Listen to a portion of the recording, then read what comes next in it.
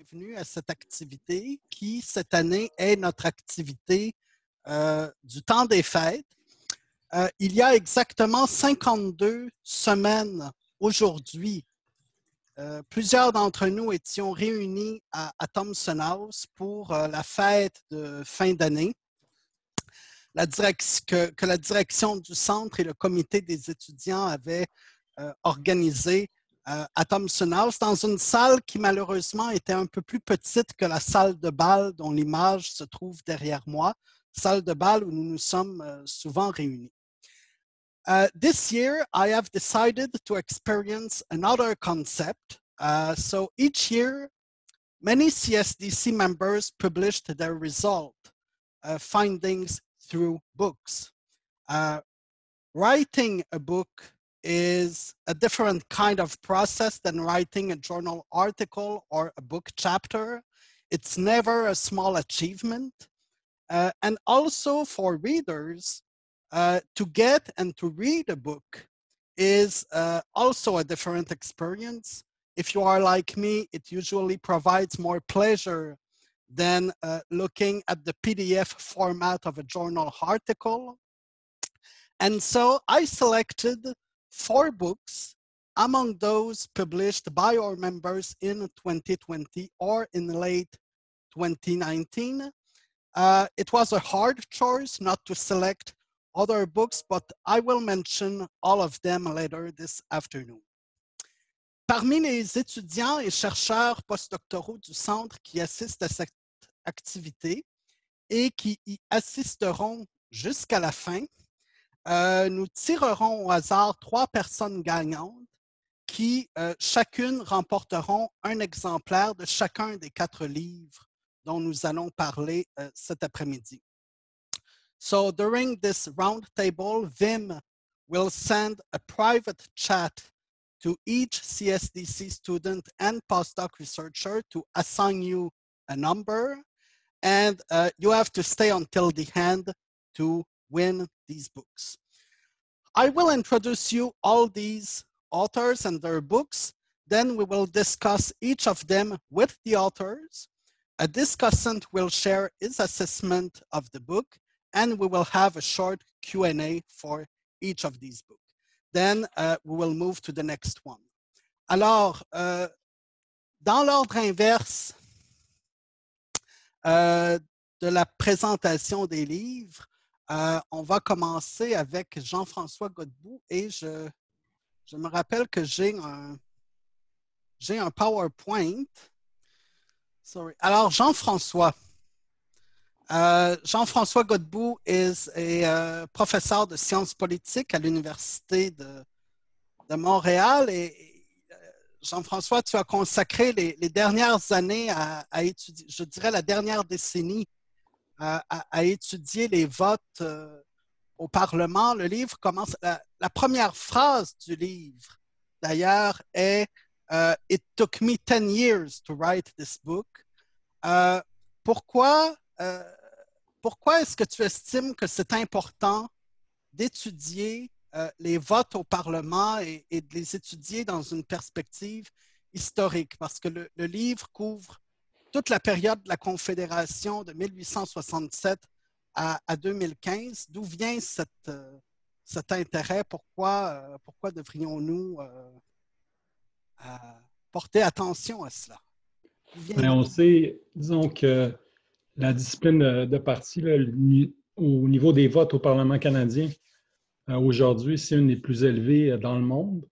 Si on compare, par exemple, à l'Australie, au Royaume-Uni, à d'autres régimes parlementaires, là, comme au Canada, disons, l'origine britannique, le Canada fait vraiment classe à part. Puis ça fait à peu près un siècle qu'on se plaint au Canada que la discipline de parti est trop forte là, et que ça va miner la représentation des intérêts des concitoyens, des députés, là, des intérêts des électeurs au Parlement. Et on a adopté un paquet de réformes depuis un certain temps. Il y en a eu plusieurs là, à travers l'histoire du Parlement canadien. Puis ça ne semble pas vraiment changer ce que l'on observe, c'est-à-dire que les députés, de plus en plus, votent toujours avec leur parti, font pratiquement aucune preuve d'indépendance, très peu. Très peu. Ils ont très peu d'indépendance dans leur comportement législatif et on ne sait pas vraiment pourquoi. On sait qu'au 19e siècle, il y a une époque où ce qu'on appelle l'âge d'or du parlementarisme, où les députés étaient beaucoup plus indépendants. Disons, il leur arrivait de voter contre leur parti pour représenter, disons, les intérêts de leur comté. On sait qu'à un moment donné, cette situation-là, ça a changé, qu'ils se sont mis à appuyer leur parti systématiquement.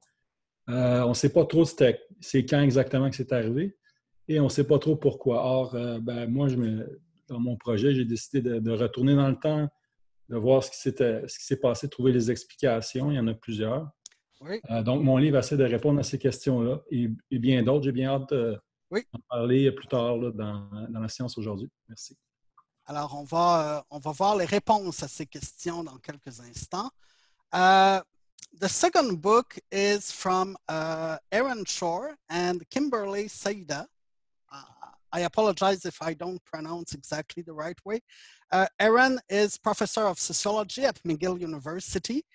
Kim Saida, you are a PhD student in sociology at McGill University. You are also a senior policy advisor at NWAC, the Native Women's Association of Canada.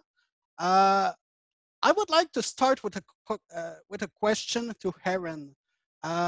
People who have attended the retreat of the CSDC in Drummondville in 2017 may remember your presentation about the representation of women and racial minorities in the news media. Why have you decided to turn your attention to the study of violence in online pornography movies? Mute myself. So thanks everyone for coming first. And I gotta say, I'm a bit jealous of the other authors here for their fantastic covers.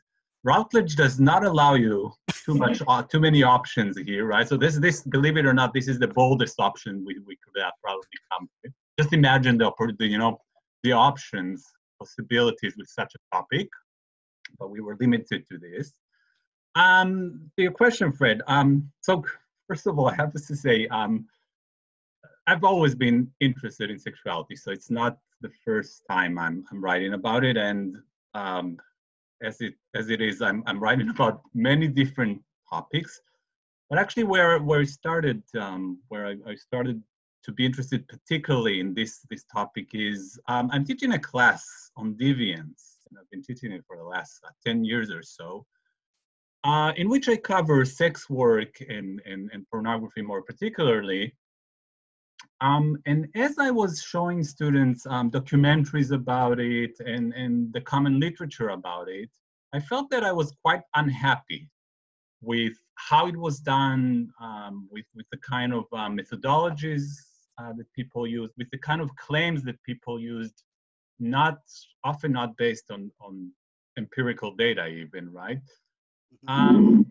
And at some point I thought, okay, I keep, sort of like telling the students that I'm unhappy about it. I'm not sure what, I could do something better probably with my tools. And so I decided that I should do something better, I hope. And so I've decided to dive in. I won't share too much about the details of stuff like how one does such a study, especially when you want to watch actually pornography online, right? But quite an interesting one. But I'm very glad I did. Yeah. Yeah, and we will discuss the book later with Kim as well. Thank you. The third book, le troisième livre, est de Véronique Prince et Thierry Giasson. Véronique Prince est, comme plusieurs d'entre vous le savez, journaliste à la télévision de Radio-Canada sur la colline parlementaire à Québec. Mais Véronique a aussi fait une maîtrise en sciences politiques à l'Université Laval sous la direction de Thierry et on a eu l'occasion de se rencontrer, Véronique et moi, à plusieurs reprises dans des activités du groupe de recherche en communication politique. Le livre, là tout de suite, la gestion de crise gouvernementale à l'ère de l'instantanéité médiatique, Véronique, d'où est venue l'idée de faire un mémoire de maîtrise sur ce sujet? Et j'ajouterais aussi, comment est venue l'idée de transformer le mémoire en un livre? Est-ce que c'était un projet que tu avais dès le départ ou est-ce que c'est une décision qui a été prise a posteriori? Thierry et moi, on l'a pris dès le départ, mais je vous avoue que c'était pas nécessairement mon idée parce que je croyais pas que c'était possible, en fait. J'ai été agréablement surprise de voir que oui, ça l'était et c'est grâce aux démarches de Thierry, justement, qu'il y a déjà de l'expérience en publication et tout ça. Moi, je n'avais pas d'expérience du tout en matière de publication. En fait, l'idée de ce livre-là, moi, avant même que je débute ma maîtrise en sciences politiques, je voulais traiter de ce sujet-là. Parce que j'ai commencé comme journaliste à l'époque, en 2004, c'était à TQS. Ensuite de ça, j'ai été à TVA. Maintenant, je suis à Radio-Canada. Ça paraît pas aujourd'hui, je suis en télétravail parce que je suis à la radio et non pas à la télé aujourd'hui. Et puis, j'ai donc vu dans les 15 dernières années une évolution assez marquée de la médiatisation, en fait. J'ai été témoin de ça de l'intérieur.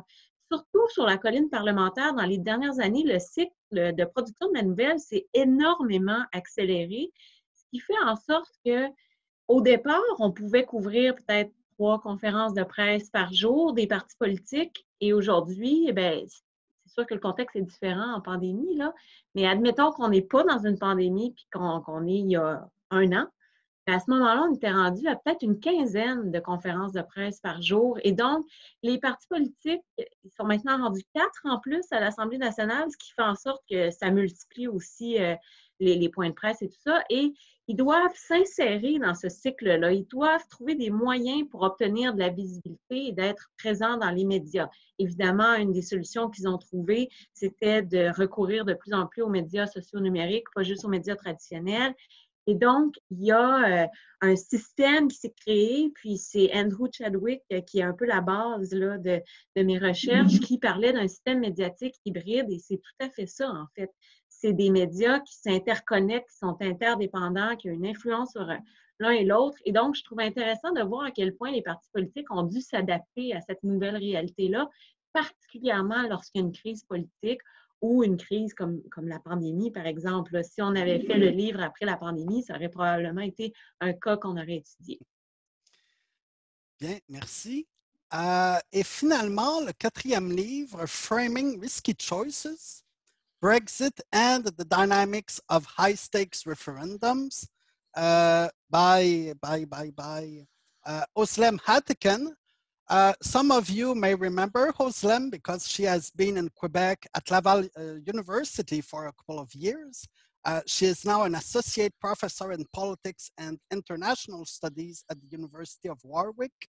Éric Bélanger is a professor of political science at McGill University, and Richard Nadeau from UDM is also a co-author of this book. I will start with a question to Éric. Éric, Richard and you have written several books over the past few years on electoral behaviors in many regional areas.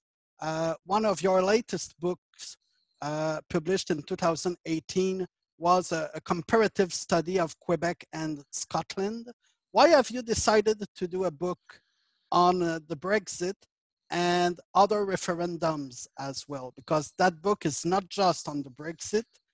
It focuses on the Brexit, but it encompasses other referendums as well. So what is the origin of this book? Well, the origin, I mean, the topic itself, the Brexit referendum, is an appealing topic for obvious reasons, but I would say it's a long-term interest in British politics on the part of Richard. I think Richard has published papers on British politics for the past 30 years, ever since the start of his career. My interest is also considerable, but more focused on the sub-state movement of Scottish independence. And Özlem has done her PhD thesis at McGill, so I've known Özlem for many years. and followed her work quite closely over the years. And so she specialized in EU referendums, including independence from the EU, basically. Yeah? So Brexit is an independence referendum. And so, and at the time, around 2015, the three of us started to collaborate on a project about independence referendums, and then the Brexit referendum happened, and so we decided we have to do something about this. So it was this commonality of interests, but also the sharing of a theoretical perspective about public opinion, which is framing. Yeah. And so the starting point of this book is that in 2016, a majority of people in the United Kingdom and around the world, including a majority of experts on UK politics, expected the British public to vote to remain in the European Union. And a well-established idea is that citizens are reluctant to change. They avoid risks. And so you asked, why did a critical group of the British population defy this rule and decided to vote, to take a major risk? And your methodology is very sophisticated. It includes some media content analysis, public opinion surveys, but also more than 100, close to 150 interviews with campaigners and other political party strategists. So, Özlem, what are your main findings? What are the main explanations of this outcome? D'abord, merci beaucoup pour cette belle invitation, Frédéric. C'est un plaisir d'être parmi vous. I will be speaking English, and I regret that I'm not as fluent anymore. It's getting rusty. And I'm really happy to be here. My apologies in advance also for having to leave earlier, because it's exactly bedtime and things will deteriorate as we carry on. But going back to Brexit, I think our starting point was really well described by Eric, and you put it really nicely what our main puzzle is. So yes, that was the status quo bias, and this is what really provided a beginning, a hook for us. And we were really keen to see what happened for that critical section of that society, and why would they vote for an uncertain future and for economic costs rather than the safety of what they know. And our approach was to look at the puzzle in a slightly different way, which made it less puzzling. So we wanted to bring 4 neglected angles into the analysis. The first was treating, and you mentioned this already, so treating the Brexit referendum not as a unique case, because that has been the main trend immediately as the referendum happened. So we wanted to locate it, and in a comparative framework, looking at it as an EU referendum, looking at it as an independence referendum, and seeing where it fits and where it differs. Secondly, most studies overlook the peculiar dynamics of referendum politics, certain advantages of certain kinds of campaigners and arguments. Again, as a third point, we wanted to look into the framing part, because we know from our previous work, all of us, that certain arguments can win over others in political debates. And in EU referendums, it's typical to see concrete, emotional, and negative arguments that connect with people's existing worries to prevail over some more abstract and more technical benefits or distance benefits. So we wanted to study as well. And finally, as you also kindly said, the project was supposed to be a more systematic and multi-method one, with interview data, with the post-referendum survey we designed, and so on. So what did we find? In the Brexit case, the opinion polls, to be clear from the beginning, showed a critically split public in the run-up to the referendum. And the main expectation was that the status quo bias would motivate just enough voters for a tight result in favor of remaining in the EU. And we argue that the answer can be found in framing dynamics. Through their campaign framing, politicians were able to redefine what Brexit would mean for the public and whether remaining or leaving would be riskier. Hence the name of the book, Framing the Risk. And voting against the status quo for an uncertain future was made easier for a critical section of the society. And we need to acknowledge that this was not the case for everyone. And that's not our argument, but we're saying that many people decided on the basis of their long-term attitudes towards the EU. But this framing was really important for that critical middle, the soft leave, soft remain voters. And in a nutshell, we are saying that voting to leave became more possible and more acceptable for them because the pro-leave argument strongly suggested that remaining in the EU would be as risky as leaving it. So the take back control and all of that quite moved and connected with people. So we thought that we would share with Eric here, and we will give you a very brief flavor of the empirical side of the project, but we're more than happy to open all of these up in the Q&A.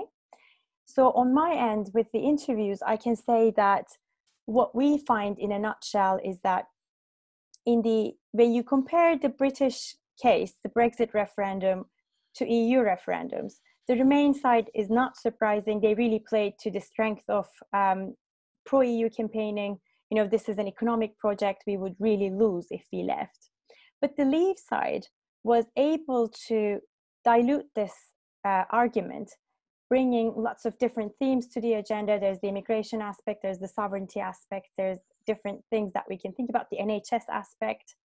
And that's the usual strength of anti-EU campaigns anyway. But they did a really non-extremist and middle ground campaign with figures like Boris Johnson, Michael Gove joining, which is not always the case for anti-EU campaigns. So they had that center ground. And for independence cases, independence referendums, to put it very briefly, the Better Together campaign in Scotland, so their Remain campaign, always responded to the Leave campaign in Scotland, Yes Scotland campaign, with a change argument saying, okay, we can give you devolution if you stay. And that was not there. So the Remain campaign never adjusted their argumentation, never said something about a deal or something like that. And as the final point, I can say that it's also clear as a difference between Brexit and the Scottish case, that in the Brexit case, there's no exit plan announced, as opposed to Alex Salmond, who actually did announce an economic plan and got tons of criticism. So not having much questioning on what would happen afterwards really helped the Brexit campaigners. As you see today, we're still in that pickle, and there was no discussion, zero discussion on it, which benefited the Brexit campaign quite a bit. So, I mean, Eric will say a few words on the survey bit, but that's all from me. Well, very, very quickly. And so the survey aimed at really trying to look at the determinants of the Leave vote in the referendum. And what we were more interested in trying to show is the impact of the campaign arguments, you know, all the framing about the risks of leaving versus remaining in the EU. And so contrary to the earlier book by Harold Clark, in which they didn't have much to show in terms of the impact of the arguments themselves, of the framing arguments. So what we were able to show is that they had an impact, and we consider them as campaign factors, short-term factors. And perhaps one salient finding that I might mention here is that we find that the campaign arguments had much more of an impact on the vote of the late deciders. So those who made up their mind in the last week of the campaign or on referendum day. And so the three core arguments that we look at, which is the risk of losing jobs and trade if we leave, the risk of seeing immigration increase, and the risk of seeing the NHS not being as well protected if we remain in the EU. All three arguments have more an impact for the late deciders. So that's one salient aspect. And we also find that late deciders, those that actually decided to vote Remain nonetheless, were among those who were more likely to accept the outcome of the referendum, actually. And so this is another salient finding that comes out from our analyses. And I think I'll leave it there. Yeah. I will invite Elisa to join us. And I'm very happy to introduce you to Elisa Berwick, who is one of the newest CSDC members. Elisa is now a professor of political science at McGill University. She obtained her PhD in political science from the MIT in September 2019. And I invited Elisa to discuss this book because, Elisa, one of your main research interests is about sub-state nationalism. And in this case, I believe that we are in a situation where your research interests intersect with the topic of this book. So what did you think about this book? Well, thank you for inviting me to discuss it. It was very fun for me to read. I was in Barcelona the night of the Brexit referendum at a party with a bunch of academics who work in Barcelona, and no one thought that it was going to succeed. And everyone, the various expats, I mean, some of them had made plans, but most of them had not, for what would happen to their families in the event of Brexit. So it was very interesting for me to try to go back to that night and think about what was going on in Britain at the time. For me, the strength of this book was really identifying all the ways that Brexit was so different from the comparison cases. And above all, as the authors have said, in the way it framed the risks involved. To me, it seemed like the success of Brexit, as it's presented here, the success among the voters, I should say, depended primarily on one pre-existing condition, the scapegoating of the EU among the British public and in the British media, but then also on the multiple tactical failures that had been made by the Remain campaign, or maybe the strength of Leave. I mean, the most interesting things to me were how the authors describe how the Leave campaign worked on so many different fronts at once. I think it was a really interesting point that referendum politics, because they have to achieve an absolute majority, are necessarily coalition politics. It's never just one group of people who have to get on board one specific argument, but you really do have to present many different kinds of arguments to many different people. You have to have a different argument for different constituencies. And it really came out clearly to me that that was something the Leave campaign succeeded in doing, and the Remain campaign did not. For the Leave campaign, they had an argument, well, for people who care about immigration, but for people who didn't care about immigration, there's a whole other argument about the NHS. And the ability to put those different pieces together was, and the way the Leave campaign did that is something I found really interesting to read about. The book kind of ends on this very poignant might have been, though, about why didn't the Remain campaign diversify its messaging more? It's probably worth an entire other book, honestly, focused more on the elite behavior angle. I mean, this book does a great job of going into the behavior of voters, but why did the elites make the choices they made and focusing so closely on the economic messaging? And I mean, there's some suggestions that I thought, I mean, I probably agree with, that a lot of it was the extent to which British elites were fighting the last battle, the Scottish independence referendum.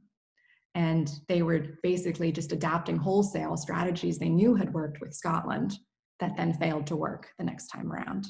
But that is, again, probably worth a whole other book on just that topic.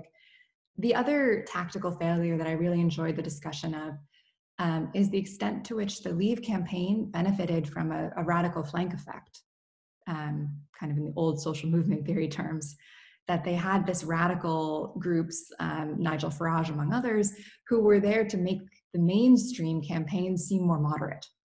They could seem moderate, they could seem reasonable, they could seem less risky because there's this radical group, all these other radical groups on the side that are making them look better. So I really enjoyed that discussion as well. And I guess finally, I guess the other really compelling thing in this book is this secondary question, which Eric just mentioned, is that late in the book, the authors bring in this idea of why do some people accept these results and others don't? I found this really interesting for two reasons. So first, the inability to accept election results is becoming an increasingly pressing issue in the United States. So I think this discussion may be the beginning of a much larger research agenda, which a lot could be done with at the moment.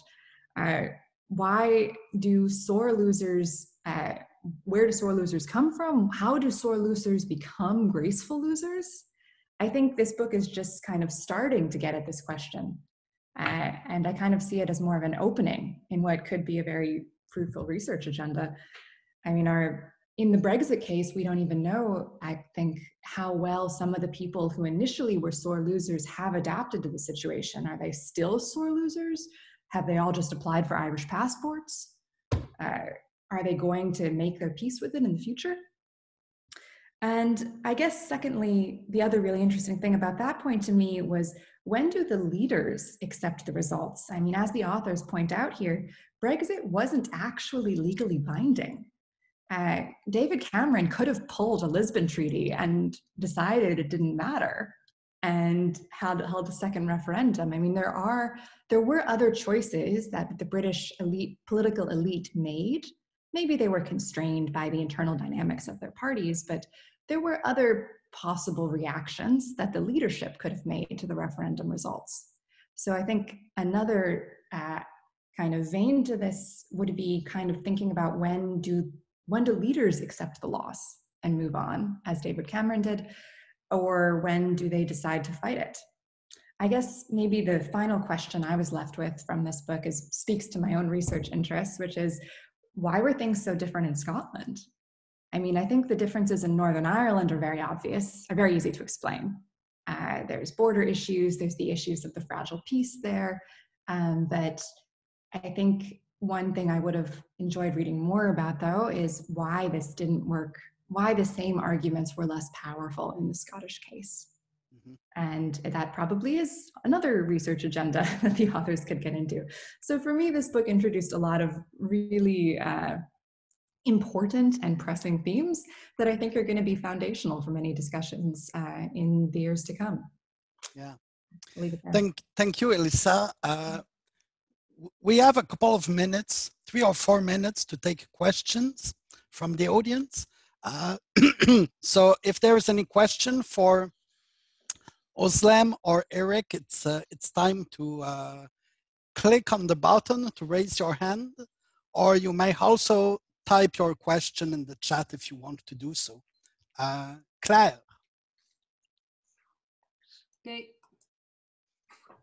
Okay. I looked at these referendums. I have a question in mind, which is, at the end of the Brexit referendum, I thought that for me the status quo was remain in the EU, but I realized that if you look at who's voting for leave, they were the older people. So I just, flipped my way of seeing things and said, okay, if older people vote leave, it means that in a way, this is status quo for them. It's going back to where we were, when we were young. So I'd like to know, in your survey, did you look at this question of old and young people? And perhaps the other, this is more of a comment, but I have a question also. Did you look at how do people who were not born in the UK vote? Did they vote more Remain or more Leave? I would tend to think that they voted Remain, and in the same way as they voted Remain, most probably certainly in Quebec and in Scotland. I don't see any other questions. So Özlem or Eric, do you want to answer these questions? Maybe I say just a few things and then pass on to Eric. I was just going to say about, yes, Eric would tell much better the survey results, but I think in the survey it was very clear, as any other study also showed, our survey showed a very influential age factor. So the older you were, the more likely you were to vote for leave. So that was definitely there. But in terms of framing, I wanted to say one of the things that came, there was a lot of discussion about why take back control was really powerful. So one of the things really came close to what you said, Claire, because they were saying take back control managed to be a forward-looking nostalgia, which is a strange and difficult thing to get. It wasn't a bitter nostalgia, it was a forward-looking one. So take back control, but let's go back to the time, but we're going to be stronger and we're going to be better in the future with this. So I think there's definitely something to be said about that. And this was indeed what the Remainers were saying. We didn't have any answer to it. We didn't know what to say about let's not take back control. But yeah, on if you wanted to add on this point or on the Born in the UK bit. Rick? Yeah. In fact, I think voting to leave is going back to the status quo ante, basically. So yes, that does come across quite clearly in the public opinion analyses in the book, but since this is something that also came across in several other studies, we didn't focus as much. We were more interested in the arguments and how it affected those who decided during the campaign as opposed to those who decided earlier. Those who decided earlier were older, and so I think they were more susceptible to the Euroscepticism and probably more likely to want to go back to the status quo ante. So I think it does conform to your suspicions, Claire. Unfortunately, in the survey, we didn't have the information about being born in the UK or not, so it's not part of the modelization, unfortunately. Merci, thank you, Joslem and Eric. I know Joslem will have to leave soon because it's already 8 or 9 p.m. local time for you.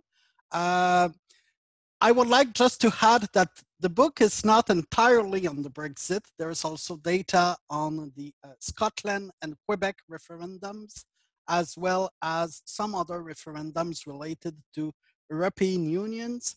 And there's, across this comparative analysis, there's a very interesting typology of different kinds of referendum campaigns. So this is a book I invite you to take a look at. Le livre suivant sur la gestion de crise gouvernementale de Véronique et Thierry. Véronique a précédemment posé le point de départ de cet ouvrage-ci, qui prend acte du fait que depuis 20 à 30 ans, la communication médiatique s'est accélérée de façon phénoménale et que la communication politique en général et la gestion de crise en particulier s'exerce maintenant dans ce système médiatique qui est marqué par l'instantanéité, par une pression courante à réagir rapidement. Et donc, la question normative, je dirais, derrière le livre est: est-ce qu'il faut vraiment réagir là, tout de suite? Et de façon plus analytique, il s'agissait d'identifier quels sont les principaux scénarios, les principales stratégies gouvernementales en matière de gestion de crise. Et c'est fait à travers une méthodologie d'étude de cas. Donc, Véronique, Thierry, vous avez comparé 3 cas de gestion de crise très différents les uns des autres. La crise étudiante de 2012, la crise générée par l'accident de train au lac Mégantic en 2013 et par la suite, vers 2015, les péripéties de l'ancien ministre de l'Éducation, Yves Bolduc, qui ont donné lieu à une crise d'une autre d'une autre nature. Donc, qu'est-ce que les entrevues qui ont été faites autour de ces différents cas ont permis d'identifier comme modèle ou comme principe de gestion de crise? Peut-être Véronique d'abord, puis Thierry. Oui, parfait. Oui, je vais laisser Thierry aussi compléter. D'abord, je dois juste dire en premier, j'ai un peu le syndrome de l'imposteur parce que je trouve que vous faites tous de l'excellent travail, puis je suis impressionnée par vos publications. En fait, ce que Thierry et moi, on a fait, c'est effectivement, à partir d'entrevues, finalement, on a rédigé le livre et on a essayé de tirer des conclusions de la gestion de crise, de la façon dont les intervenants s'y prenaient quand c'était une crise politique versus ce qu'on a appelé, nous, une crise catastrophique qui est hors contrôle, finalement, du gouvernement. Et c'était le cas de l'accident ferroviaire de Lac-Mégantic. Contrairement à l'adoption de la loi 78 dans le cadre du conflit étudiant qui avait été provoqué par le gouvernement, puis la démission de l'ancien ministre Yves Bolduc aussi, c'était par sa faute finalement si cette crise-là s'était développée.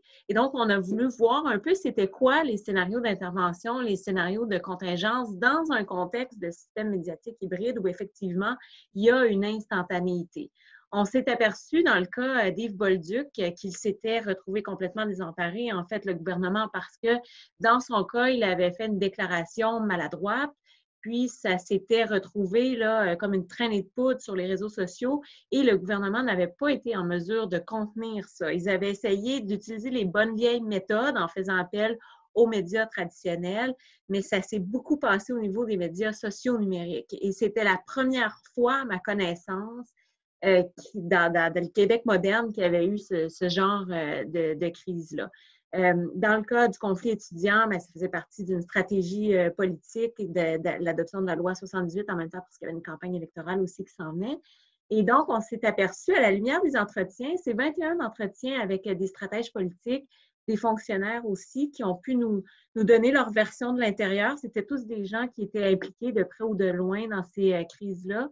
Et on avait choisi de ne pas divulguer leur nom et pas leur fonction non plus, en fait, de manière à ne pas les reconnaître, parce qu'en faisant des entrevues anonymes comme ça, on avait beaucoup plus de détails sur la façon dont ils ont pu le vivre, puis eux se sentaient libérés aussi de nous parler davantage au-delà du secret ministériel et tout ça. Donc, on a vu que les intervenants dans une période de crise sont en campagne permanente, ils doivent constamment réagir. La question, c'est toujours de savoir est-ce qu'on réagit tout de suite, est-ce qu'on attend 24 heures, quelle est la meilleure stratégie possible.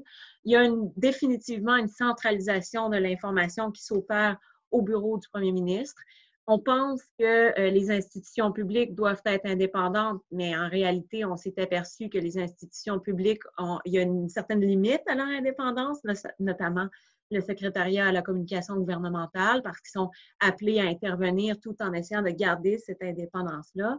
Et il y a beaucoup de relations publiques politiques qui s'opèrent aussi de la part du gouvernement. Il y a beaucoup de cadrage. Je sais que vous êtes plusieurs à avoir étudié la question, donc je ne pense pas qu'on va vous apprendre grand-chose dans le cadrage, mais on a vu que c'était une technique que le gouvernement utilisait beaucoup.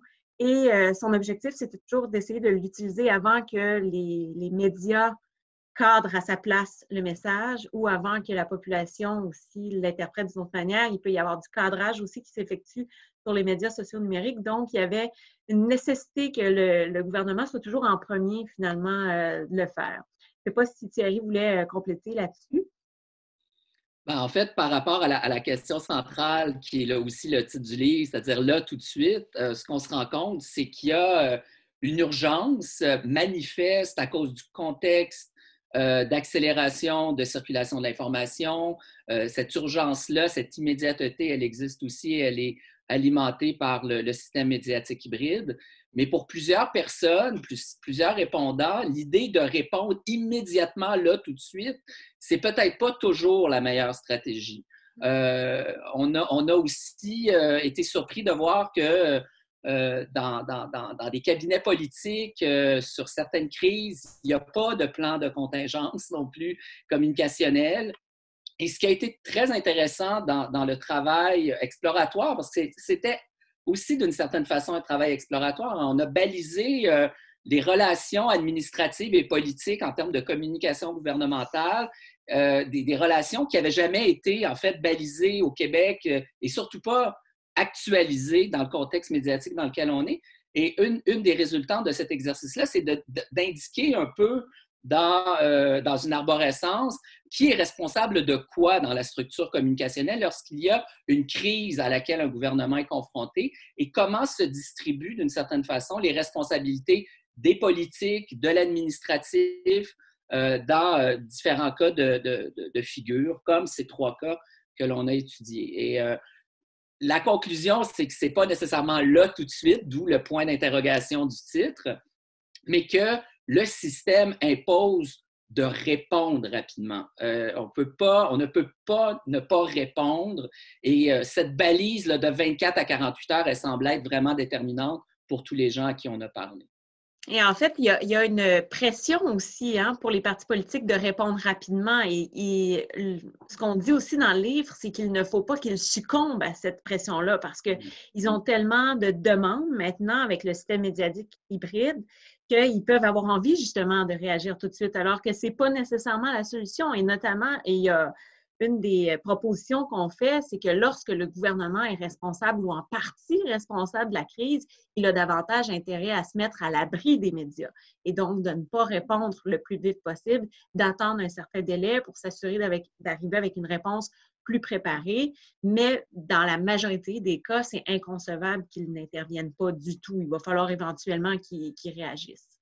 Parce qu'il y a des gens comme Véronique dont le travail, c'est de mettre de la pression sur le gouvernement. Voilà. Plusieurs d'entre vous connaissez David Dumouchel. David est présentement à l'Université Laval, fait un postdoctorat en sciences politiques, mais il a fait une thèse de doctorat sur les crises et les tempêtes médiatiques qu'elles déclenchent parfois.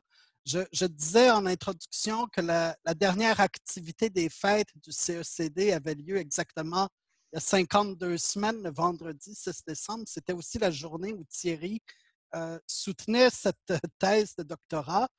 Pardon, David. Pas Thierry, mais David Dumouchel. Alors, David, qu'est-ce que tu as trouvé d'intéressant dans ce livre par rapport aux travaux qui sont déjà existants et en quoi les personnes intéressées à la communication politique pourquoi devraient-elles s'intéresser à ce livre-là?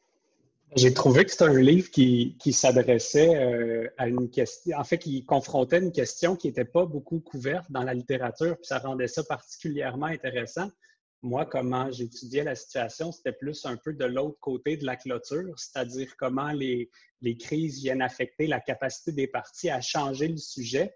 Et donc, j'ai lu cet ouvrage-là avec beaucoup de plaisir. J'ai trouvé qu'il y avait eu un très bel équilibre de vulgarisation qui avait été fait, en fait, c'est-à-dire que les principes de base ou tous les concepts nécessaires pour bien comprendre pourquoi la question était pertinente et comment comprendre la question étaient vraiment bien présentés d'une façon complète sans se perdre dans les détails. Donc, bravo pour ça, Véronique et Thierry. J'ai trouvé que vous aviez fait un très beau travail.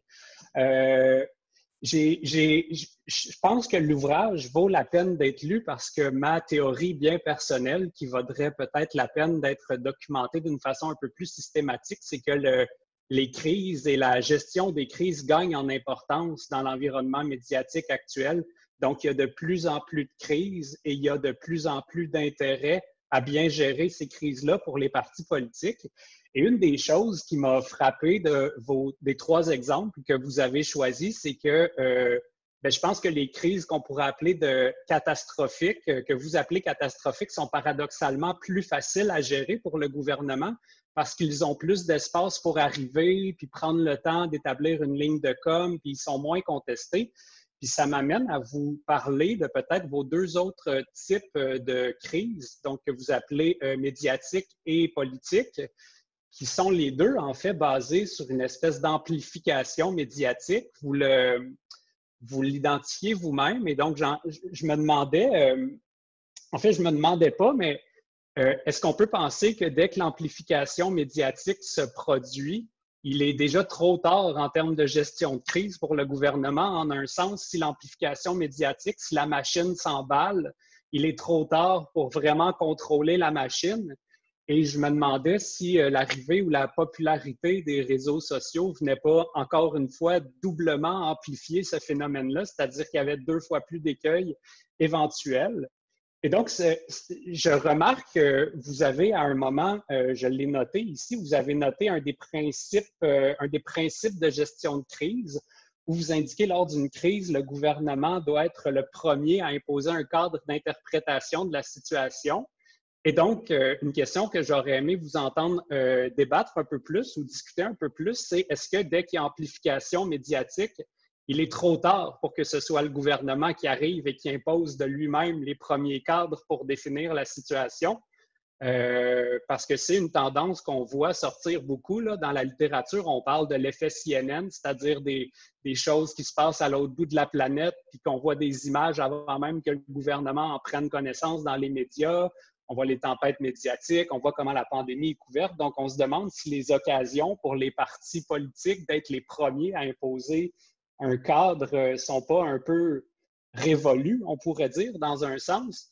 Puis je tenais aussi, j'ai lu avec intérêt parce que la seule crise non catastrophique qui a été bien gérée par le gouvernement, si on pourrait dire, dans les 3 exemples que vous donnez, évidemment, c'était dans le cas de l'affaire Bolduc et essentiellement la solution qui a été mise en place, c'est on va couper la tête du ministre Bolduc sur la place publique. Donc, je ne sais pas si on parle vraiment c'est une bonne gestion de crise pour le gouvernement libéral peut-être, mais un peu moins pour le ministre Bolduc lui-même. Donc, je me demandais si vous aviez un exemple où le gouvernement avait fait un bon travail dans le contexte actuel de gérer une crise qui s'était emballée sur les réseaux sociaux. Parce qu'essentiellement, dans votre livre, vous arrivez à la conclusion que le gouvernement n'est pas en mesure de mobiliser les nouveaux moyens de communication d'une façon efficace. Mais c'était il y a 5 ans, donc peut-être que vous avez eu un exemple qui s'est passé depuis. Et je vais vous laisser répondre plutôt que dire plus de commentaires. Merci, David. Est-ce que l'un de vous deux peut répondre en disant au maximum 1 minute parce qu'il y a déjà 2 autres questions qui viennent? Moi, il faut que je parle dans 5 minutes. Donc, vas-y, Véronique. Bien, en fait, non, je pense que le gouvernement n'a toujours pas trouvé de moyens pour être capable de gérer une crise qui s'emballe sur les médias sociaux numériques. Je pense que non, ça n'a toujours pas été, toujours pas été trouvé. Cependant, ce que je remarque de plus en plus, c'est que le gouvernement va lui-même, peut-être que ça peut être un futur sujet qui n'est pas nécessairement abordé dans mon livre, là, mais j'ai remarqué que le gouvernement va lui-même aller créer une autre crise pour en éteindre une. Donc, c'est peut-être une façon justement de faire du cadrage. Ça, c'est la première chose. Aussi, je veux juste ajouter quelque chose par rapport aux crises catastrophiques. La pandémie en est probablement une, là, selon la définition que nous, on donne dans notre livre. Cependant, je pense que la première vague de la pandémie est une crise catastrophique. On est peut-être en train d'entrer dans une crise politique. Alors, si c'est facile à gérer, peut-être plus une crise catastrophique, si elle s'étire dans le temps, c'est peut-être plus nécessairement le cas. Donc, ça aussi, c'est quelque chose qui peut-être... Il y a des choses peut-être à ajuster aussi dans notre livre éventuellement à cause de ce qu'on est en train de vivre là. Il y a certains paramètres que je vois qui se répètent et il y en a d'autres, des nouveaux là, qui ont été amenés avec la pandémie. Peut-être, je ne sais pas si Thierry, tu voulais ajouter quelque chose là-dessus, là? Non, je suis d'accord avec ce que j'ai vu. Je vois la main de Si j'entends bien ce que tu dis, Véronique, et en réponse à la question que pose Kaoula dans le chat, qui demande si la question de l'instantanéité est plus importante dans le cas de la gestion de crise sanitaire. La réponse serait peut-être qu'elle n'est ni plus ni moins importante, mais qu'elle se présente de façon différente à mesure que cette crise sanitaire évolue. Oui, effectivement, oui. Je pense qu'au début de la crise, j'ai remarqué en tout cas que dans la pandémie, au départ, ils voulaient répondre le plus rapidement possible en mettant en place des points de presse chaque jour, un peu comme quand c'était la crise du verglas. Et on en parle dans notre livre, dans une crise catastrophique, il faut répondre rapidement et surtout avec de la transparence. Les gens ont besoin d'informations pour les rassurer. C'est une des caractéristiques de la crise, l'incertitude, et donc le gouvernement doit rapidement venir répondre à ça pour calmer le jeu. Là, dans ce cas-ci, aujourd'hui, quand je dis qu'on entre peut-être plus dans une crise politique au niveau de la pandémie, c'est que vu que ça s'étire dans le temps, là, on commence à poser des questions sur la stratégie de dépistage, sur la stratégie dans les résidences privées pour aînés. Tous les angles morts, finalement, qu'on n'avait pas nécessairement vus dans la première vague, on est en train de les voir là. Alors là, peut-être que le gouvernement n'a plus intérêt à réagir aussi rapidement. Et vous avez remarqué qu'il n'y a pas de point de presse non plus tous les jours. Il y en a maintenant aux 2 jours, parfois une fois par semaine. Emmanuel Choquette. Merci beaucoup, Frédéric. Bonjour à tout le monde. Bravo pour cette rédaction, à vous deux. 2 questions. La première, c'est sur l'écart, justement, entre la perception de la pression qui vient, par exemple, de l'opinion publique à travers les médias sociaux et comment est-ce que ceux qui vont gérer cette crise peuvent avoir une perception ou du moins une lecture peut-être des fois plus ou moins adéquate de cette pression-là, c'est-à-dire de lui accorder peut-être trop d'importance alors que peut-être qu'elle en a moins ou ne serait-ce que de l'importance ou une lecture peut-être, encore une fois, moins efficace de cette pression-là, de la direction de cette pression-là par rapport à où est-ce que l'opinion publique semblerait préférer, quelle direction que préférait que le gouvernement aille, par exemple, dans quelle direction. Puis ma deuxième s'adressait de façon plus précise à vous, Véronique, parce que vous l'avez abordé quelques instants, puis j'avoue que ça m'a traversé l'esprit. Alors, j'aimerais vous entendre un petit peu plus longtemps là-dessus. C'est comment est-ce que vous avez géré et comment est-ce qu'on peut gérer, ou c'est encore un terme assez important dans le contexte, mais cette dualité-là entre le journalisme, la pression médiatique que vous mettez vous-même, évidemment, à titre sur les politiciens, sur les acteurs politiques, etc., mais en même temps, dans le fait de rédiger une espèce de perspective critique, justement, de la pression qui peut être mise en même temps. OK. Rapidement, Véronique ou Thierry? Oui, bien, je vais répondre à cette première partie-là. Thierry, veux-tu répondre à l'autre partie ensuite? Je ne sais pas si ça te convient. En fait, c'est sûr que pour moi, ça a été quand même un défi d'enlever mon chapeau de journaliste, là, parce que à un moment donné, on l'a dans la peau aussi. Là, mais je pense que le fait que les stratèges politiques et que les fonctionnaires m'ouvrent leurs portes, ça m'a permis d'avoir des longues discussions avec eux. C'était souvent des entretiens d'1 heure que j'aurais jamais pu faire non plus comme journaliste. Et eux, en sachant que je m'étais engagée à rien rapporter après ça dans mon travail, là, il y avait vraiment un contrat là, qui était pratiquement signé, en fait, oui, qui était signé avec eux, comme quoi j'utilisais uniquement ces informations-là dans le cadre de ma maîtrise et dans le cadre du livre. Je ne pouvais pas les utiliser autrement. Ça m'a permis quand même, vu qu'ils se sont beaucoup ouverts, de me mettre à leur place. Et aujourd'hui, j'avoue que ça a changé ma perception en tant que journaliste. Souvent, j'interprète des réactions politiques peut-être différemment depuis que j'ai fait ce travail-là parce que j'ai porté aussi le chapeau, là, les 2 chapeaux d'être à la fois chercheur et d'être aussi journaliste. Donc, je pense qu'au contraire, ça m'a beaucoup aidé. Au départ, c'est un défi, mais maintenant, je pense que c'est une corde à mon arc. Excuse-moi, Dominique, peux-tu juste me rappeler le cœur de ta question parce qu'elle était très longue? C'était la pression de l'opinion publique sur la nécessité de réagir?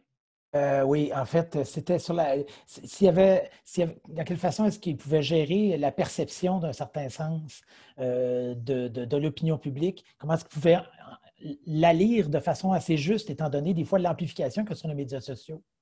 Bien, le défi, il est là. Pour eux, c'est d'avoir accès à des données qui sont claires, à des données qui sont cohérentes. Et dans l'ensemble des types de données médiatiques, d'opinion publique auxquelles ils ont accès, parce qu'ils font des veilles sur les médias sociaux, ils essaient de prendre des bonnes décisions. Puis c'est souvent, en fait, parfois de prendre une pause et de se dire il ne faut pas plier à la pression. Il faut s'assurer que le message qu'on va présenter soit clair, soit précis et qu'il soit cohérent dans le temps. Et ça, parfois, ça implique de devoir préparer toute l'équipe politique, l'équipe ministérielle qui va être mise au service de ce message-là, au service de la livraison du message. Donc, ce que les stratèges ont souvent à dire les stratèges de com qui travaillent dans les cabinets ont souvent à dire au ministre, au premier ministre, c'est il ne faut pas sortir tout de suite, il faut préparer les choses correctement. Et ça, on nous l'a répété assez abondamment. Et encore une fois, ça venait de stratèges d'expérience à des stratèges qui étaient plus récemment dans les machines. Alors, merci beaucoup, Véronique, Thierry et David. Je m'excuse auprès de Claire. On va devoir passer à la troisième. Je vous quitte tout le monde. Je vous souhaite troisième une bonne livre. journée. Merci, Thierry. So, Erin and Kim, you were looking for, and Erin summarized that goal early, you were looking for systematic empirical evidence to find if there's an increase in violence and degrading content in pornography over time, if there's an increased demand for that kind of content as well. And there are some social issues related to citizenship underlying these concerns, especially when we take a closer look to disparities along to sex, gender, and ethnic or racial minorities, as you have done. So you have studied this topic through content analysis and also with interviews with viewers of that kind of content. What are your main findings at the end of this research project? Kim. Well, merci beaucoup. Désolé, je vais parler en anglais. My French is not going to carry me through a jargony sociological conversation. So thank you for your consideration.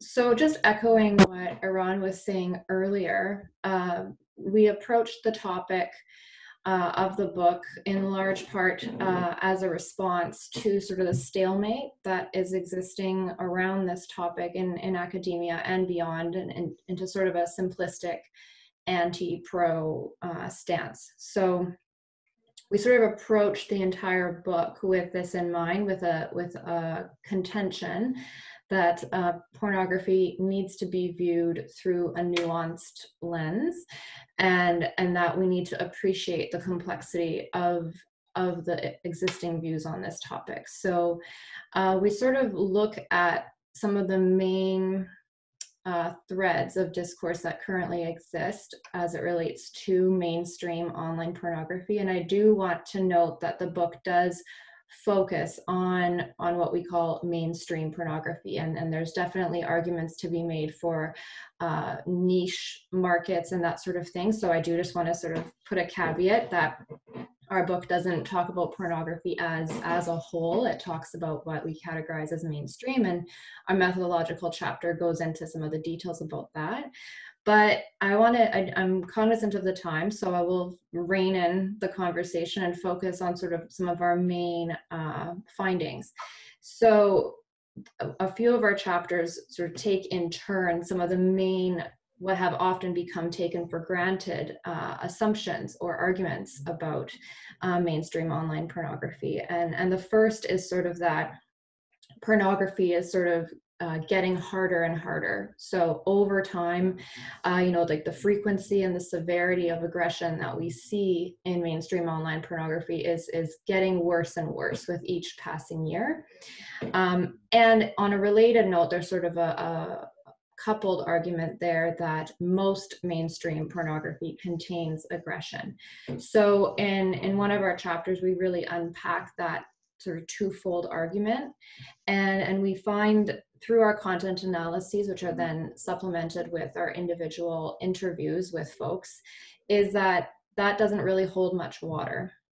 So in contrast to some of our expectations based on what we were reading, and you hear it sort of in common parlance that things are just getting worse and worse, we were somewhat surprised that not only is the trend is more speaking to a status quo, if not a slight decrease in certain forms of aggression over time, as opposed to a sharp spike. So that is sort of the what chapter 5 of the book explores in more detail. And some of the other findings from the book stem from, well, we had a sort of expansion of articles that we'd written on these topics. And in these articles, we explore some questions related to myths or thoughts about aggression in homosexual or pornography featuring 2 men or 2 women relative to pornography featuring a man and a woman, or so-called heterosexual pornography. So one of the main findings in the chapter in which we examine this comparatively is that, unlike what one would expect, given sort of the existing sexual scripts around dyadic sexual encounters, is that female, or what we call, when 2 women are in a sexual scene together, actually contain more aggressive acts than male-female scenes, but they also contain more pleasure displays. So that was one sort of curious finding that emerged from that chapter. And sort of quote unquote gay scenes also feature more aggression, relatively speaking, than male-female scenes. So in that chapter, we sort of unpack some of the common threads of discourse as it relates to, different combinations of bodies, if you will. And it really shines a new light on some of the assumptions that we make about gender and sexuality, and gender and power and sexuality, and how that plays out sort of in the context of online pornography. Another finding that I wanted to illustrate is in one of our last chapters, in which we sort of tackle another one of the common assumptions that racial minority women suffer from disproportionately from higher degrees of violence and aggression in online pornography than do white women. And here, there were certainly a lot of instances in which the findings aligned with extant research, but there was also some important nuances. So Eran is probably going to be able to speak to this chapter a bit better than I, but one of them was that there is, based on what's out there, there's assumption that Black women would fare worst when you compare them to women of other ethnicities in our content analyses. And that finding was actually not supported either. So we actually found that women of Asian descent were faring the most poorly. And there were certainly we have some thoughts about why that might be the case. But again, like, just coming back, because I know we're sort of on a tight time frame, it's this looking at these different angles and these different facets of mainstream online pornography. We soon found out that a lot of the things that have become commonsensical about mainstream pornography, when held sort of under an empirical microscope, they're not quite as simple and as black and white as that. And I think we do make sort of a passing reference to Shades of Grey in the introduction. But Eran, is there anything that I've missed in sort of my brief synopsis? No, I think you covered it nicely. Maybe one finding, if you ask me what is the one finding that I found most surprising and most right, I really didn't expect that, comes from the interviews, actually. And that's when asking women and men about their preferences towards aggression. So first of all, you find quite a bit of, right, like I would say most people did not quite like what we call hard aggression, right? So really, but there was a quite a sizable minority that did. And among these, actually women were, there were more women than men that purported searching for aggression, enjoying watching aggression. I won't get into details of stuff like what types of aggression, but what we would consider not that slapping or hair pulling, right? So like the harder forms of aggression. If I had to say what was the one that threw me off a little bit and kind of like surprised me, that was it probably. Yeah, the rest Kim talked about. Okay. Esther, I asked you to look at this book.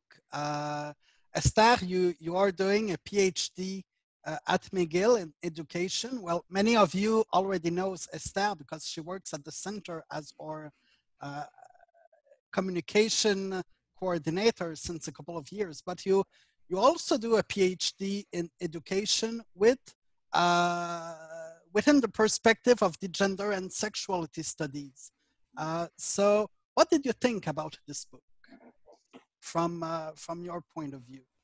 So there are a lot of points. I found the book extremely relevant and interesting, even though I'm not from sociology or political science.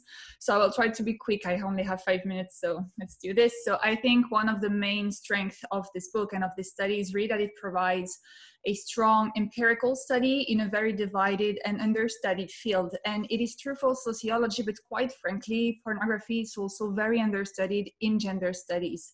And there are many assumptions about pornography and a strong debate among scholars themselves. So as Kim was mentioning, pornography is very divided. On one hand, as it's seen as a way to maintain dynamics of power, but on the other hand, it's seen as a way to free women's sexuality. So it's very, very divided. It's all black or white. And now the book really focuses on aggression and violence in pornography, but the authors really question, is it the most common thing? Is it the most common content? And also, is it really what viewers are looking for? And I really appreciate the fact that the book explored these assumptions through a very careful and evidence-based approach. And it goes really beyond the binary perception of pornography. And the authors do that through a very strong methodology. So as Kim mentioned before, there is a content analysis and interviews, and it's a very strong method because it's not only building on assumption, and when it comes to evaluate the impact of media content on viewers, it is very important, and I would say essential to have some insights from the actual viewers instead of only focusing on content analysis. It's very important to have both set of data to have a complex understanding of the issue.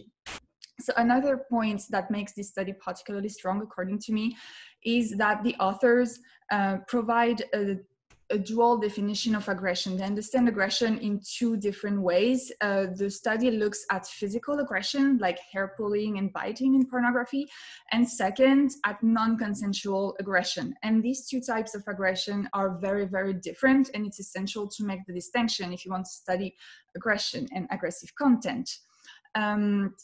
And even though the book focuses on aggression, there are a lot of data provided on pleasure and emotions in pornographic content, which I really appreciated because the focus tends to be only on violence. And so thanks to this strong critical understanding of aggression, the authors are able to provide results that are challenging some assumptions about pornography.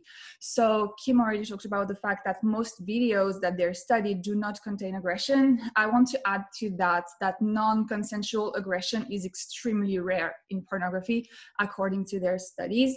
And also, I've really appreciated the fact that when it comes to viewers and interviewees, when reflecting on aggression, they really emphasize consent and mutual pleasure. That's what viewers prefer to look at when they watch pornography. And that's something that is not always known to people. And this finding really challenged the assumption first that pornography is only portraying violence against women. That's not true. And the assumption that men watch pornography only to see degrading behaviors towards women. These two assumptions are very, very common. And according to this study, they're simply not true. And that was very, very interesting. Okay, last point. Finally, I really appreciate the fact that the study observes same-sex pornographic content and pay attention to issues related to race. So Kim talked about it a lot, and that's a very, very interesting part of the book. Because like in every field, most studies are looking at heterosexual content with white people. So it was very interesting to dedicate an important amount of data and study on these issues. So I would say in conclusion that this book really reminds us, if I want to take a broader approach, that this book reminds us the importance of addressing the complexity of what we are studying. So no matter the discipline or the subject, it is absolutely essential to understand the diversity of our field. It's not only black or white. There are always nuances everywhere, and it's important to understand those nuances. And also the book shows that there is no taboo subject, and that it is crucial to pay attention to these understudied topics to have a better understanding of the complexity and the diversity of the subject we are studying or working on. So congratulations to Erin and Kimberly for this amazing book and this amazing study. It is extremely interesting and I will definitely use it in my own research. So I'm done. Thank you, Esther.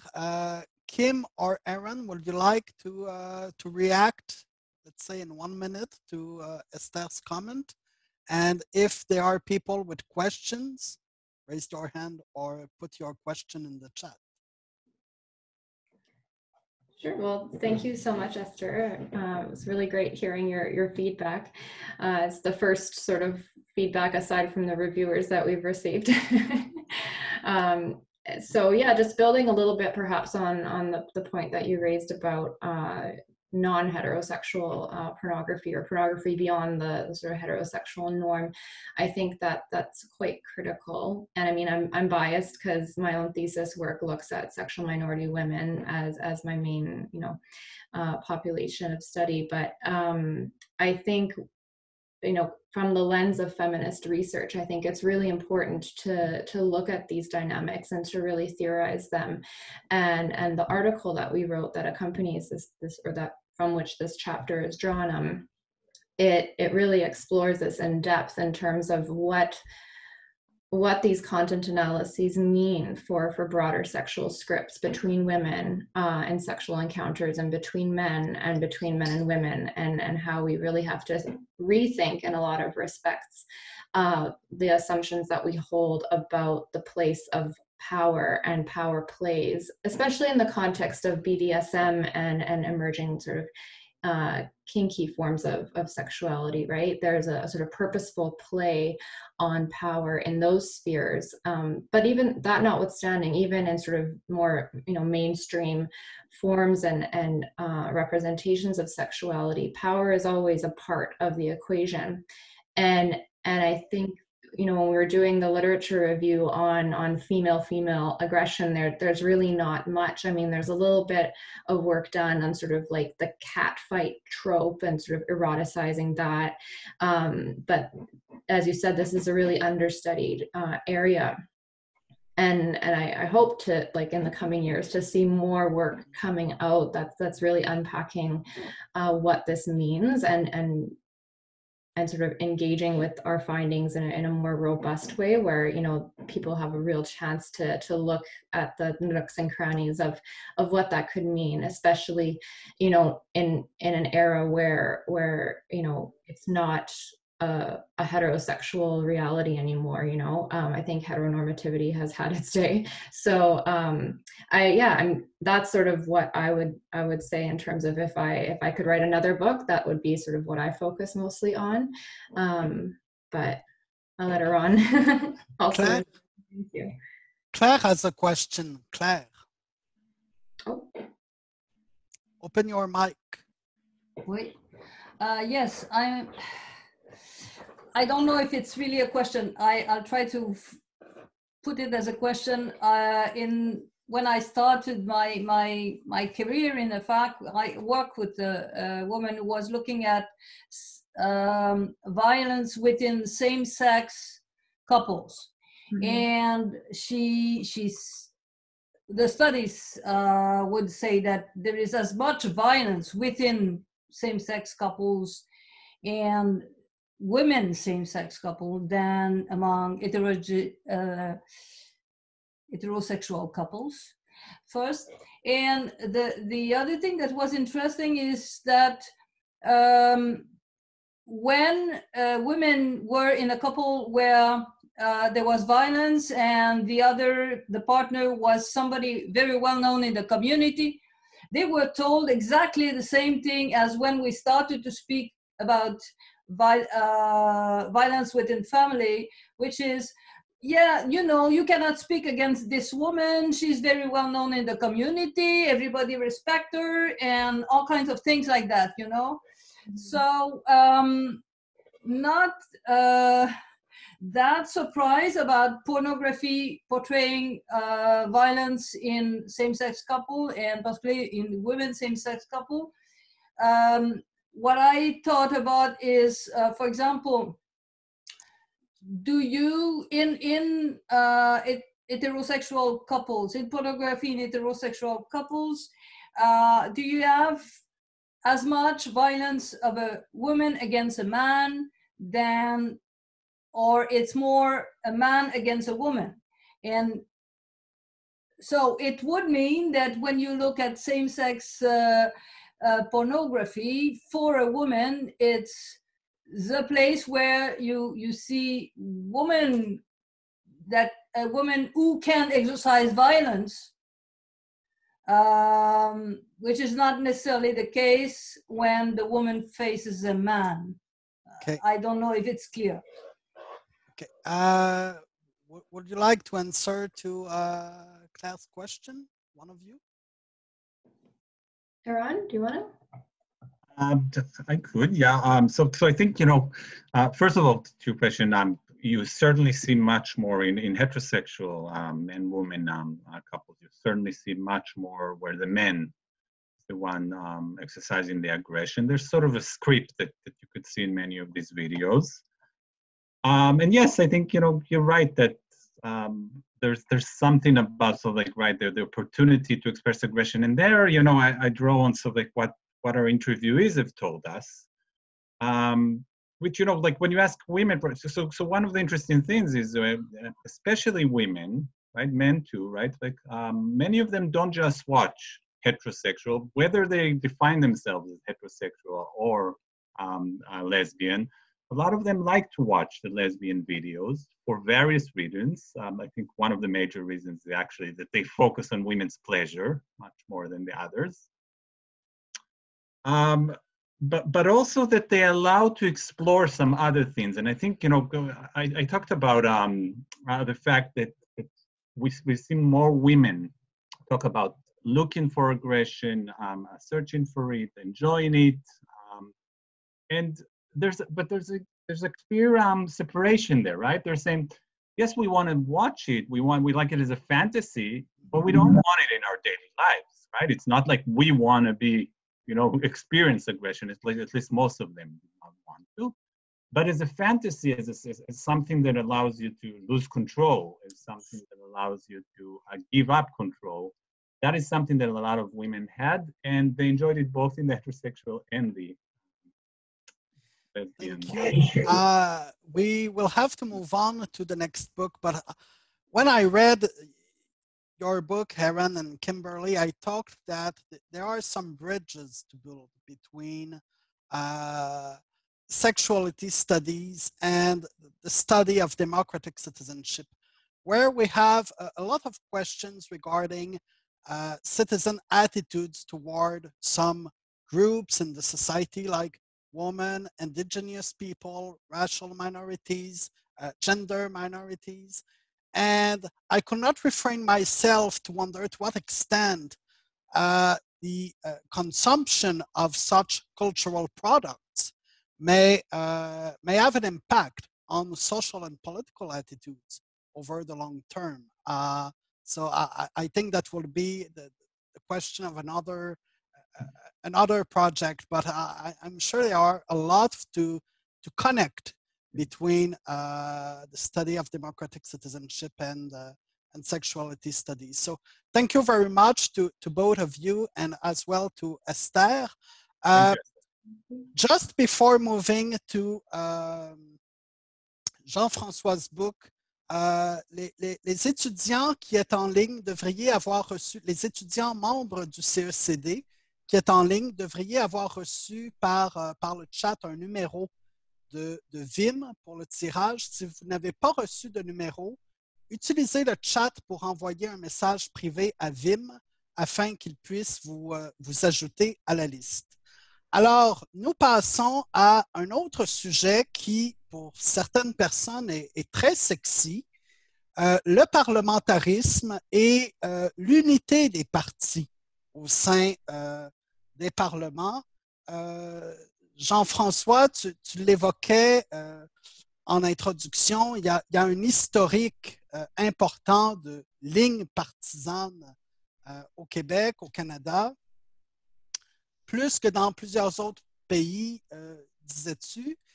Et L'ouvrage que tu as écrit interroge les origines de cela, d'où ça vient, quels sont les facteurs explicatifs. Il y a une demi-douzaine de facteurs qui sont examinés. Je pense qu'on ne va pas les passer tous en détail, mais essentiellement, quelles sont les raisons de cette unité partisane et aussi les conséquences, parce que le livre pose un regard sur les conséquences de ce phénomène-là et entre en dialogue aussi avec les explications plus behavioristes, je dirais, des systèmes partisans que l'on voit en politique fédérale canadienne. Donc, quelles sont les principales thèses de ce livre auquel tu as consacré les 10 dernières années? Merci Frédéric, merci pour l'invitation. Je n'ai pas pu faire de lancement à cause du COVID. Ça a été annulé. Donc, j'en profite pour officiellement lancer mon livre avec vous aujourd'hui. Plusieurs personnes qui sont ici qui assistent à cette réunion Zoom ont contribué là, de façon significative à la réalisation du livre en me donnant un coup de main pour amasser les données ou en me donnant des conseils, des commentaires, des présentations que j'ai faites. Je vous ai embêté beaucoup avec la politique canadienne au 19e siècle. Donc, merci de m'avoir écouté. Je vais prendre 1 minute 30 pour vous expliquer mon livre. En gros, j'ai amassé pendant plusieurs années tous les votes enregistrés au Parlement pour essayer, voilà le graphique, pour essayer d'expliquer pourquoi on observe une augmentation si fulgurante de la cohésion, l'unité dans les votes entre les deux principaux partis aux alentours de 1900. Et ce que je découvre dans le livre, c'est que c'est vraiment le changement des règles, les procédures parlementaires qui est le principal facteur pour expliquer cette plus grande cohésion-là. Donc, on a changé les règles autour des années 1900 pour des raisons là, que j'explique dans le livre. Là. Il y a des causes un peu exogènes au Parlement. On change les règles pour mieux contrôler les caucus. Et la conséquence, c'est qu'on observe une plus grande cohésion dans les votes parce que les leaders des partis contrôlent mieux leurs troupes, disons, mais une conséquence de ça, c'est que la principale conséquence, c'est que le système partisan va éclater. On ne tolère plus la dissension. Donc, les députés vont décider de faire bande à part et ça va nous amener à la formation des premiers tiers partis. Donc, ma contribution principale, c'est de démontrer empiriquement, hors de tout doute, mesdames et messieurs, que les premiers tiers partis ne sont pas strictement le résultat de mouvements sociaux de la base vers le Parlement, mais plutôt une réaction à l'intérieur du Parlement au départ des élites qui ensuite viennent reprendre les mouvements sociaux. Voilà, c'est terminé. Merci. Pardon, Jean-François, ça a été très rapide. Tu m'avais aussi envoyé une deuxième diapositive. Ah oui, c'est juste pour vous montrer que... Est-ce que tu veux en dire quelques mots?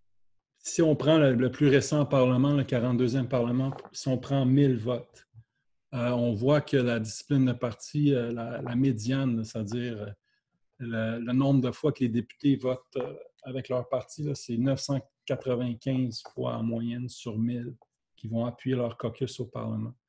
C'est pratiquement 100% pour le NPD. Donc, c'est des résultats. Je fais tout le temps la blague, là, le politburo à l'Union soviétique, il y avait probablement autant de dissensions que présentement au Parlement. Donc, ça, c'est les conséquences aussi d'avoir cette polarisation-là. Je pourrais en parler plus après les commentaires là, de Marc-André. Oui, j'ai invité Marc à nous faire un commentaire sur ce livre. Marc Baudet est professeur de sciences politiques à l'Université Laval et est aussi un chercheur qui s'intéresse en particulier aux institutions, un regard institutionnaliste sur la politique canadienne. Marc, qu'est-ce que tu as pensé de ce livre, de ce qu'il apporte aux travaux dans le champ de la politique canadienne? Alors, d'abord, merci Frédéric pour m'avoir offert la possibilité de lire ce livre qui est inscrit pour mon syllabus d'hiver du cours Parti politique Québec-Canada. Donc, je ne l'avais pas encore complété, puis ça m'a forcé de le faire avant la fin de la session pour être prêt pour l'hiver. Donc, je suis très content. Je suis effectivement intéressé aux institutions et de plus en plus. D'ailleurs, petit aparté, je suis peut-être plus connaisseur là-dedans que qu'humoriste, j'essaie de faire une blague avec Johnny McDonald dans le chat qui n'a clairement pas fonctionné, alors je m'en excuse. Jean-François et moi partageons une certaine animosité pour le personnage. J'ai essayé d'être drôle, ça n'a pas fonctionné. Alors, c'est dit. Pour tomber sur le livre comme tel, c'est drôle parce qu'il y a environ un mois, j'ai fait l'équivalent d'une table ronde pour le nouvel ouvrage d'Alex Marlin qui s'appelle Whipped, qui traite de la politique, de la discipline de parti, mais de façon plus contemporaine et plus qualitative. Donc, c'est intéressant de situer l'ouvrage de Jean-François Godbout. En fait, je pense que pour moi, c'est un triangle, en fait, où tu as d'un côté Alex Marlin qui est dans le contemporain, dans le qualitatif, avec l'ouvrage de Jean-François qui est davantage quantitatif, mais avec énormément d'informations historiques également. Donc, un mariage qui est relativement nouveau au Canada. Et le classer avec un troisième pôle qui serait l'ouvrage de Richard Johnston de 2017, qui offre une explication électorale à l'apparition de tiers partis et à la domination du Parti libéral sur la scène fédérale. Donc, en ce sens-là, on a ici, avec ces trois livres-là, si on veut, là, un bouquet qui a un pouvoir explicatif très fort.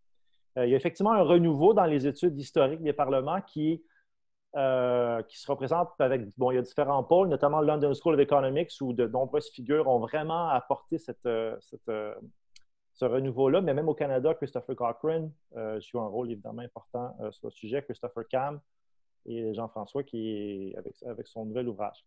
C'est aussi intéressant de noter que ce qui est compliqué quand on étudie les parlements et que c'est quelque chose que Jean-François fait bien, c'est que les outils statistiques habituels qu'on sert en comportement électoral ne sont pas toujours idéales parce que c'est des données de panel, mais avec des interruptions assez fréquentes. Et aussi, bien, il y a une logique spatiale. Donc, il faut utiliser les bons outils. Puis Jean-François le fait bien avec notamment l'usage de l'indice Rice, mais également d'autres outils statistiques. Assez simple à comprendre, assez intuitif, mais en même temps très général. Donc, c'est une nouvelle théorie que j'appellerais la théorie endogène, même si effectivement il y a des aspects exogènes. En ce sens, c'est un bon complément de la théorie de Johnston, qui est une théorie plus exogène avec des facteurs structurels et culturels. C'est une théorie endogène puisque la création de ces nouveaux partis serait due à des facteurs internes au fonctionnement du parlementarisme. Si j'avais à qualifier cette théorie, je dirais que d'abord, elle est très élégante, ce qui n'est pas toujours le cas en modèle, ce type de modèle, qui est un modèle formel, mais sans les équations là, en avant-scène. C'est très élégant, c'est très intuitif, c'est très convaincant également. Les données sont très satisfaisantes, et en ce sens-là. C'est très spécifique aussi par ailleurs. C'est une force et une faiblesse au sens où ça permet très bien de comprendre ce qui s'est passé au Canada, mais tout le long de l'ouvrage, je me suis demandé à quel point cet ouvrage-là pourrait intéresser des gens, par exemple, au Royaume-Uni ou en Nouvelle-Zélande ou en autre régime Westminster. Et ça serait peut-être mon premier élément pour Jean-François. Selon toi, qu'est-ce qu'il y a dans cet ouvrage pour des comparativistes d'autres régimes Westminster? Je dirais que la partie, en fait, l'ouvrage en son ensemble est de très haute tenue. J'ai trouvé que les chapitres 5 et 6, en fait, où on s'intéressait à comment les parlementaires votent et comment les partis s'unissent, étaient peut-être moins intéressants pour quelqu'un avec mes intérêts que les chapitres suivants sur Louis Riel d'abord, puis sur l'aliénation de l'Ouest, si on veut. Et il y avait un chapitre 9 sur le Sénat qui, à mon avis, a été rajouté vers la fin. Je ne sais pas, peut-être que Jean-François pourra nous le dire, qui est assez bref, qui est un peu, si on veut, là, un aparté qui est peut-être moins dans la suite là, du reste de l'ouvrage. Le défi de cet ouvrage, il me reste 2 minutes, Frédéric. Le défi de cet ouvrage, c'est que la plupart de l'action en termes de division de vote se retrouve essentiellement entre 1867 et, disons, 1930 pour faire simple, même si ça cesse un peu plus tôt. Ce qui fait que, bien que c'est un ouvrage qui couvre jusqu'à 2015, c'est essentiellement un livre historique, parce que c'est à ce moment-là que les choses sont les plus intéressantes. Puis c'est une des grandes forces, c'est un livre historique, mais qui offre un levier pour comprendre les réalités politiques canadiennes contemporaines. Donc, je finirai avec 2 petites suggestions pour continuer la recherche, pour aller un peu plus loin. La première, je pense qu'il y a un potentiel avec les données accumulées pour écrire une série d'articles sur la période 1867-1930. Donc, on pourra en entendre parler de cette période d'homme blanc du 19e pendant encore longtemps, si Jean-François a encore le courage de jouer avec ces données. C'est pas certain. Ou peut-être que ces étudiants et étudiantes maîtrise doctorat pourront prendre le relais.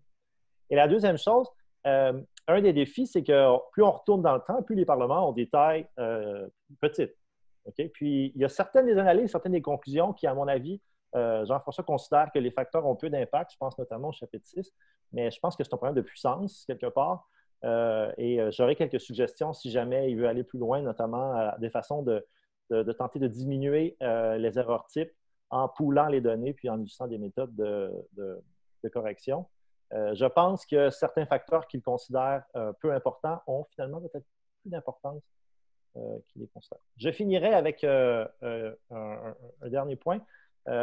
Oui, c'est un livre qui a pris 10 ans, mais c'est un sujet qui prend certainement plus de temps et d'efforts que, par exemple, faire du political behavior moderne, puisqu'il faut plonger dans un contexte complètement différent. Puis l'effort et le temps qu'a mis Jean-François dans cet ouvrage-là, ben, on peut l'en remercier parce que c'est quelque chose de peu commun en sciences politiques, puis c'est vraiment nécessaire. C'est ce que j'aurais à dire. L'effort est assez impressionnant. Dans la méthodologie, il est fait mention que le livre repose pour le volet sur la Chambre des communes, sur des données portant sur 12 119 votes ayant eu lieu au Parlement.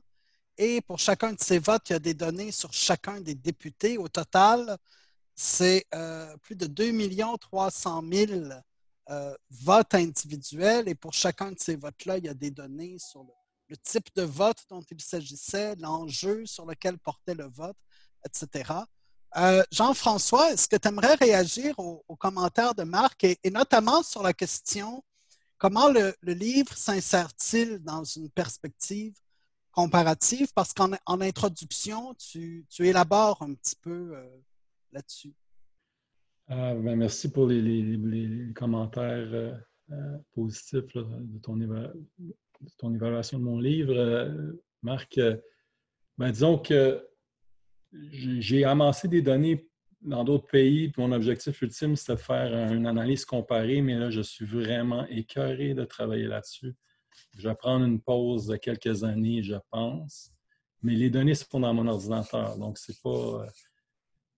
donc, en quoi, en fait, c'est ça, l'objectif, c'était de voir, comme j'explique dans le livre, il y a plusieurs chemins à mes yeux, une équifanité, si on veut, là, prendre un des termes de politologue pour nous amener à un état où les partis sont très cohésifs. Là, moi, j'en décris une séquence d'événements qui s'appliquent au Canada. On pourrait penser que dans les provinces, ce serait différent, une différente séquence, mais il y a quand même des éléments clés là-dedans qui vont revenir, selon moi, dont le contrôle de l'agenda puis les règles parlementaires.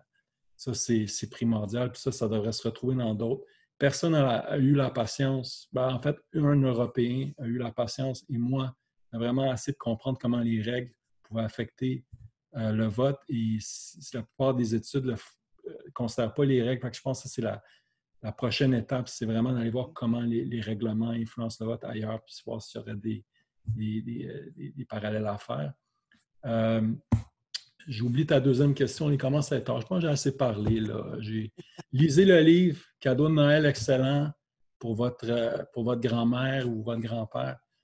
C'est une blague, là, mais si vous avez eu l'occasion de lire mon livre, j'aimerais ça échanger avec vous. Merci. Avant de terminer, est-ce que quelqu'un a une question à poser à Jean-François?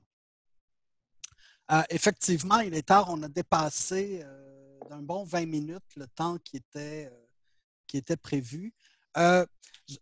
Jean-François, tu dis la force des lignes partisanes, l'accroissement de l'unité des partis tient en grande partie à des changements dans les procédures, à certaines réformes parlementaires.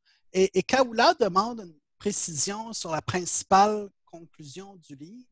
Est-ce que tu peux nous donner un exemple d'un changement de procédure? Comment il a pu avoir une influence sur la cohésion ou l'unité des partis? Dans mon livre, je porte beaucoup d'attention à des changements qui sont survenus entre 1906 et 1913 au Parlement fédéral, mais un exemple, ce serait la clôture. En anglais, c'est closure. comment on peut, disons, arrêter les débats sans permettre à tous les membres de s'exprimer. Donc, ça a tué l'opportunité des factions des deux principaux partis, à l'époque, le Parti libéral et le Parti conservateur, d'utiliser les procédures parlementaires à leurs avantages pour obtenir des gains. On leur a imposé le bâillon. Et ce changement de règle-là, je le démontre dans le livre, a vraiment une incidence sur disons, la propension de Maverick, là, de rebelles à s'organiser dans des caucus séparés, puis plus tard former leur propre parti politique là, à cause de leur insatisfaction par rapport à comment ils pouvaient s'exprimer de vive voix au Parlement. Ça serait un exemple. Okay. Merci beaucoup, Jean-François. Pour terminer, I would like to very quickly mention other books which have been published this year by CSDC members. Over the past few years, you have heard a lot about the Making Electoral Democracy Work project led by André Blais. Il y a eu 2 livres tirés de ce projet au cours de la dernière année. Un premier qu'André Blais et Elizabeth Gedengill ont écrit avec Laura Stephenson. Andrea Lawlor, qui a été la première présidente du comité étudiant du CECD, et William Cross, Provincial Battles National Prize, une étude sur les élections fédérales et provinciales dans le contexte canadien, ainsi que André Blais avec Jean-François Daoust, The Motivation to Vote, Explaining Electoral Participation. Le premier livre a été publié chez McGill Queen's University Press et celui-ci chez UBC Press. Richard Nadeau, Éric Bélanger avec François Gélineau, Mathieu Turgeon, Michael Wisbeck, Maria Celestrato ont publié à la fin de 2019 un livre sur les élections en Amérique latine chez Peter Lang.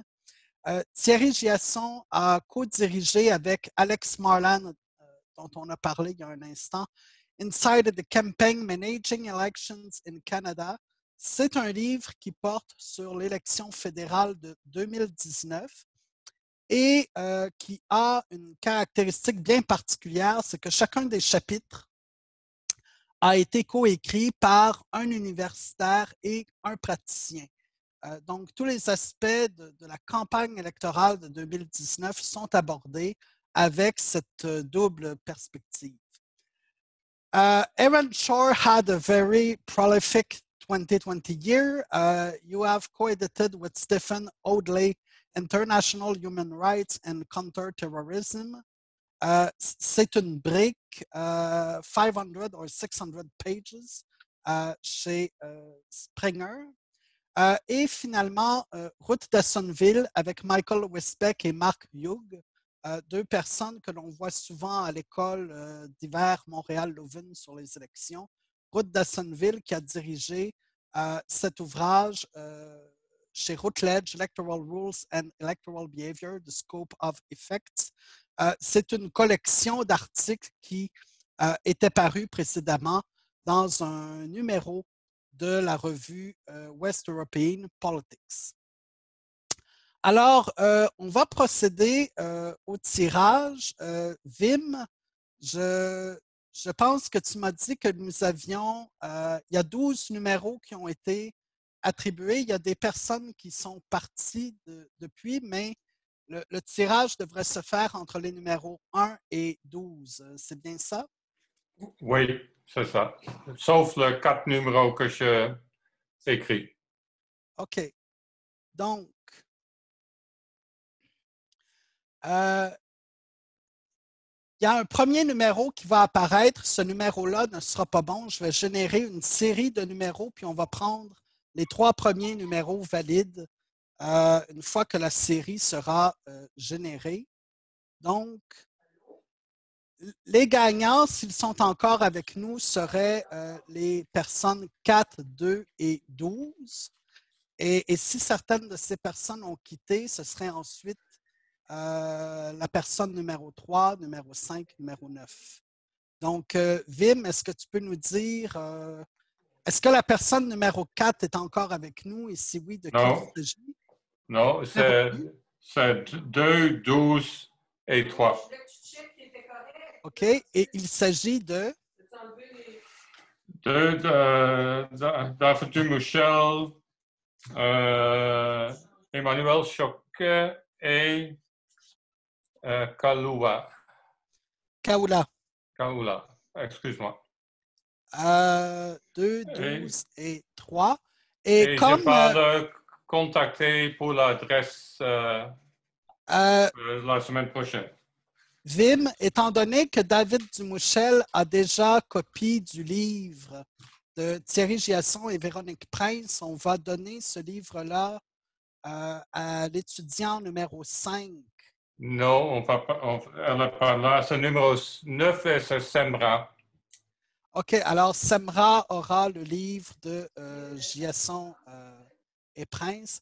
Alors, Wim va vous contacter pour avoir vos coordonnées et va procéder aux envois une fois qu'il aura reçu toutes les copies. Tous les livres sont commandés, mais toutes les copies n'ont pas été reçues. Donc, l'envoi se fera dans les prochains jours, dans les prochaines semaines plutôt.